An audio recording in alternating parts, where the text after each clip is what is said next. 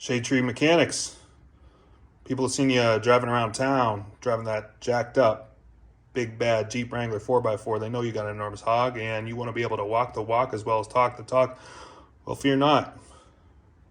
I'm going to teach you how to change your oil on your Jeep Wrangler 2012 to 2018, equipped with the 3.6 Chrysler Pentastar.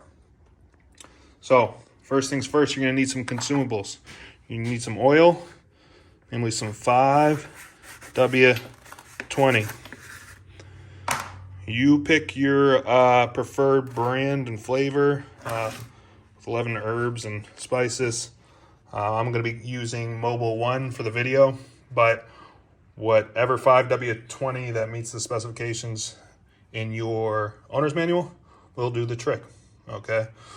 A quick note about maintenance intervals. I believe the owner's manual says that you only have to change your oil every 7,000 miles. However, oil is cheap and motors are expensive. So me personally, I stick with the 3,500 or so maintenance interval that used to be more common, but it's your vehicle. You do what you want. You know, changing it more often sort of gives you a cushion if you've got something going on in your life, whatever it may be, and you're not able to get to it, but you just changed it, 1,500 miles ago.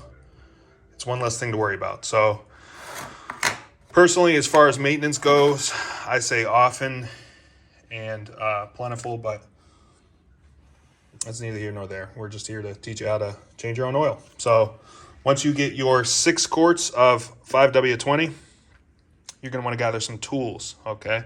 You are going to need some sockets.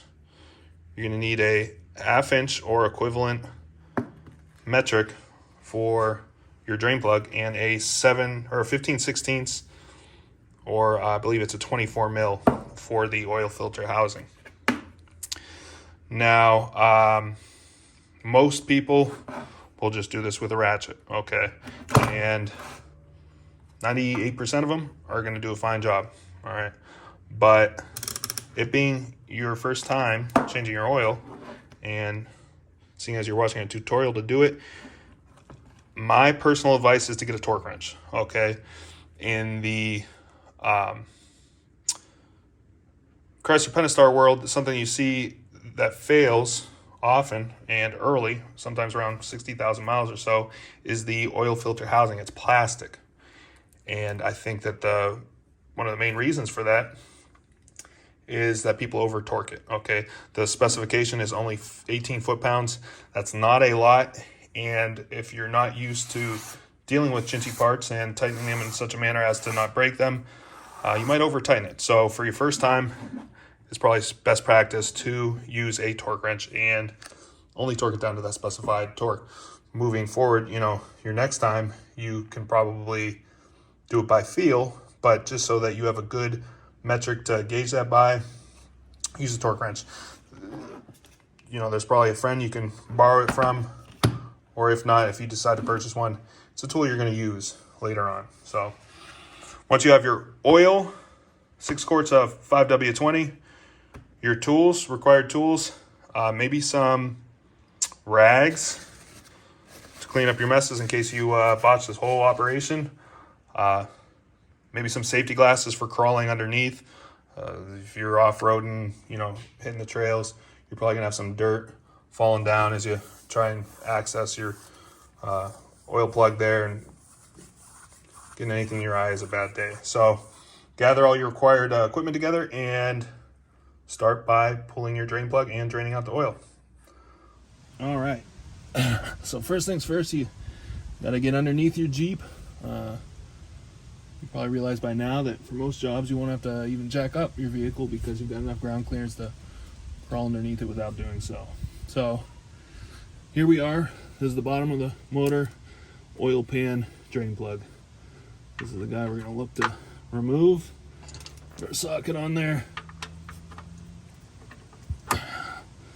Now, one thing I forgot to mention is it's very helpful to have one of these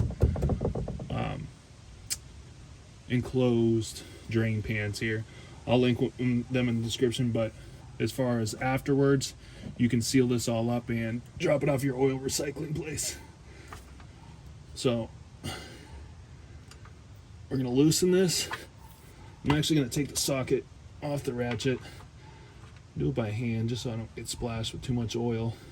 You're going to want to position your drain pan in such a way that you're going to account for the way that this oil is going to spurt out here. So I'm going to loosen it to the end of the threads. I'm kind of going to hold it there for a second. All right, so there we are. Just holding it there so it's not spraying on me. I'm going to move it like so I don't get any of it on my hands. We'll let that drain. While we're doing that, we're going to go up top and remove the old filter. Alrighty, so up top here, first thing you're going to need to do is remove this plastic cover. So it snaps out. Set that aside.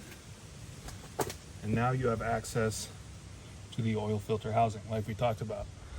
As you can see, it's plastic.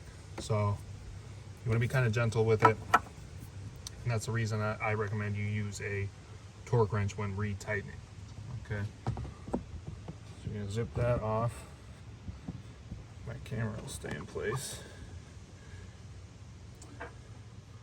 With your ratchet.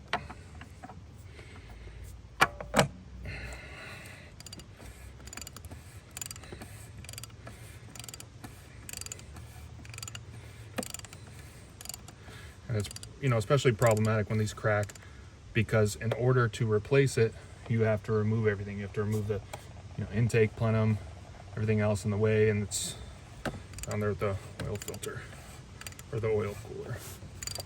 It's a pretty expensive job at the dealership, and it's just something that you can't avoid.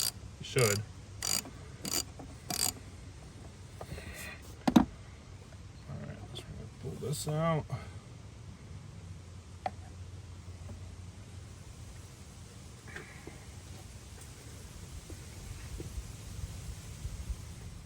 Okay, so we're going to pull our old filter out.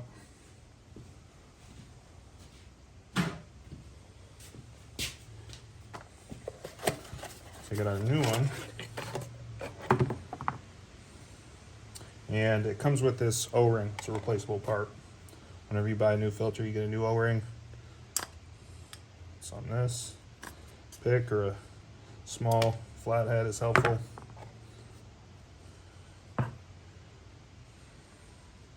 This is the sealing part, so try and treat it reasonably delicately.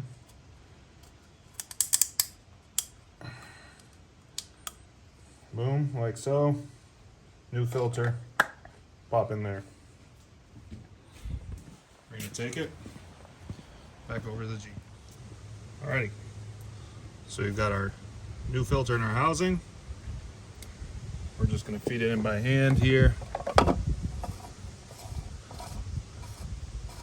until we start to hit that O-ring and get some resistance there.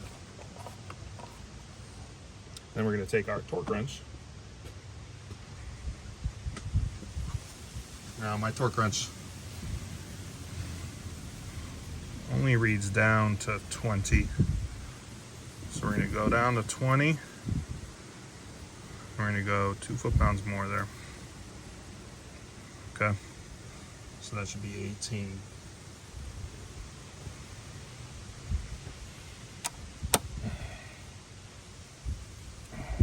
Tighten that down.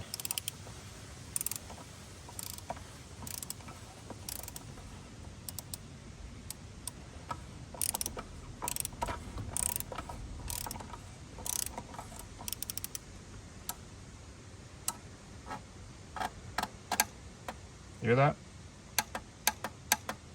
That's 18 foot-pounds. One-handed, very low effort. It is not much.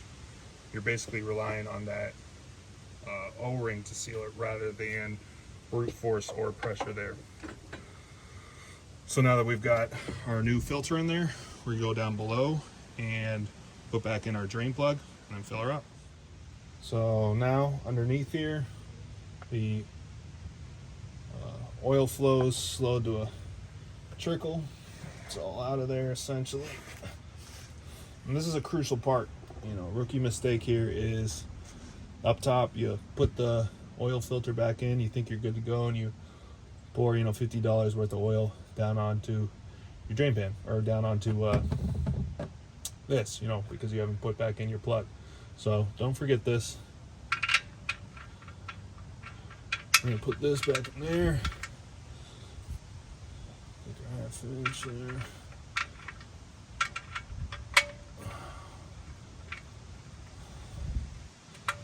Cinch that up as far as it'll go. And safety tip here, it's best to wear gloves in this scenario. Used oil is carcinogenic, it's not good for you. Now, since we got it out here, we're going to set our torque wrench to 20 foot-pounds for the drain plug here. Let it set to 20.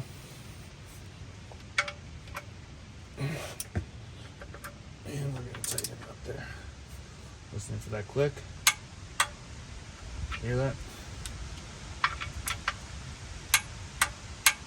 That's all.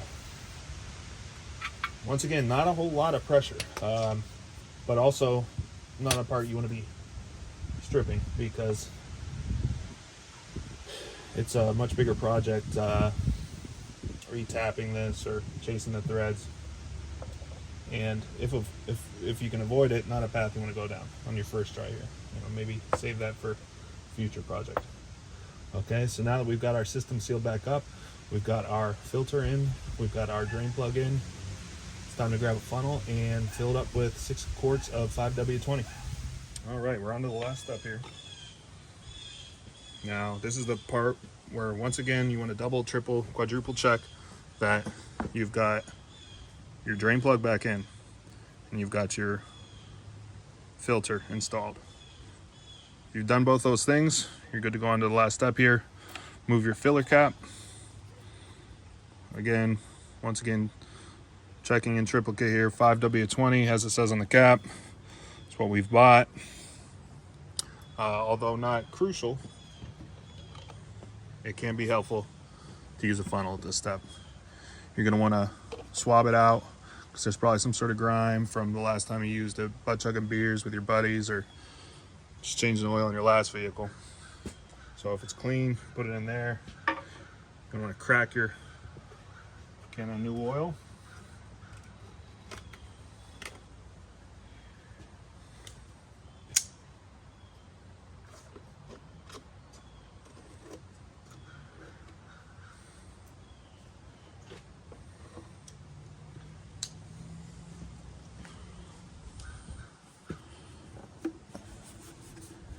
And feed that motor. All right. I find,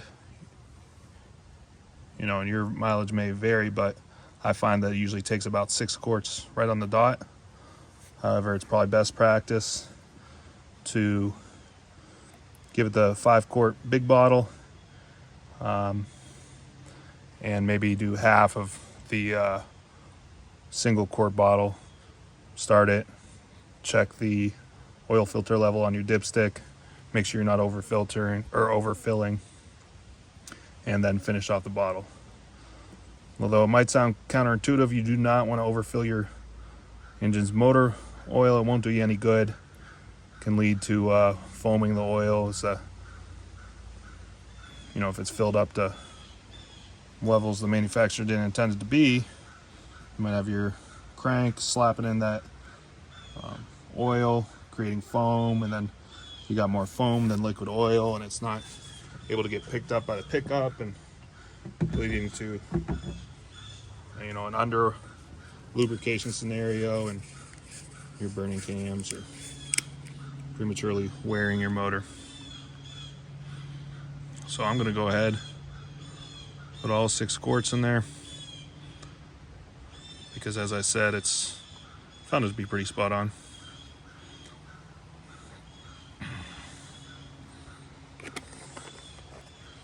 Now you're going to want to save these plastic containers, because you can fill it up with the used oil and drop it off at, for me, AutoZone will take it. All right. Pull our funnel. Reinstall fill cap. And now we're going to start it up and check the level.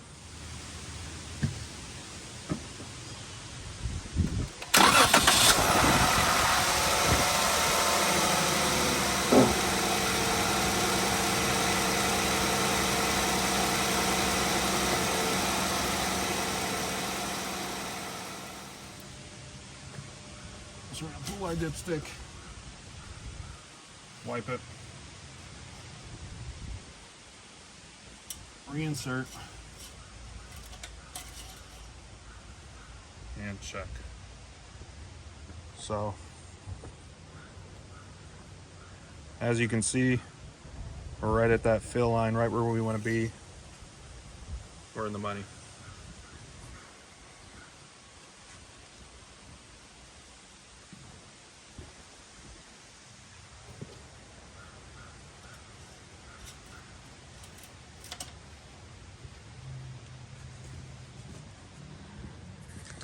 Alrighty, now that you have successfully completed all the mechanical steps of changing your Wrangler's oil, you're going to want to reset the maintenance dummy light. So you're going to do that by inserting your key,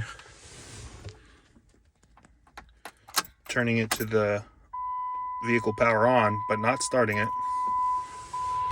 and then you're going to fully depress the accelerator 1, 2, 3 times within 10 seconds. Shut it back off, remove your key, and go ahead and check. Make sure that it did in fact reset that. It should say 100% within your right there. Good job. You completed your first mission along your journey to doing your own vehicle maintenance. I'm proud of you.